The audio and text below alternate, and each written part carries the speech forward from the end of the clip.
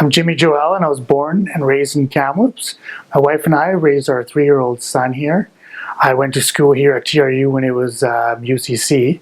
When I finished my accounting program at BCIT, I'm a small business owner. I started my first business when I was 16 years old. I'm a former regional manager of 11 retail stores across the interior, and I had staff of over 150.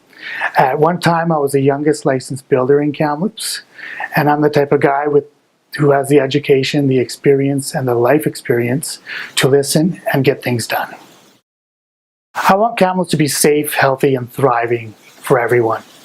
I want to see everyone engaged and empowered. I want to see people, businesses wanting to come here. I want to see strong neighborhoods with all their needs taken care of.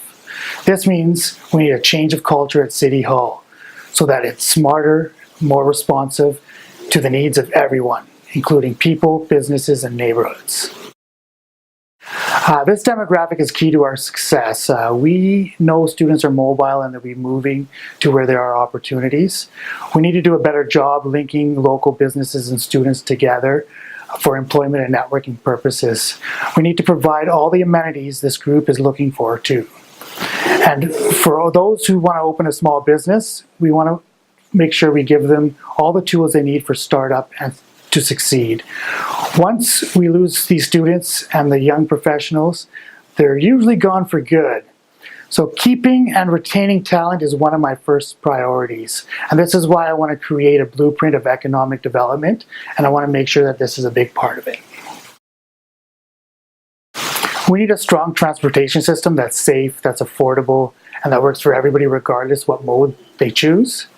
Right now we're lacking safe, dedicated bike and pedestrian lanes and sidewalks throughout the city, and we need to make that a priority. And our transit system isn't working for everyone as well. I've had people turn down jobs because the transit system didn't work for them time-wise, and I think that's just so wrong. I believe we need to add smaller buses to some routes. We may need to have some routes start earlier and running later, and we maybe even have an on-demand service such as the Handy Dart to fill in the gaps in the evenings. We need to make housing more available. I'm going to look at this from what the city can do as a perspective. Maybe possibly legalizing legal suites, allowing more laneway homes or mini suites will help. Allowing for more density buildings within zoning and bylaws will help. These are simple, practical ways for us to solve part of the problem.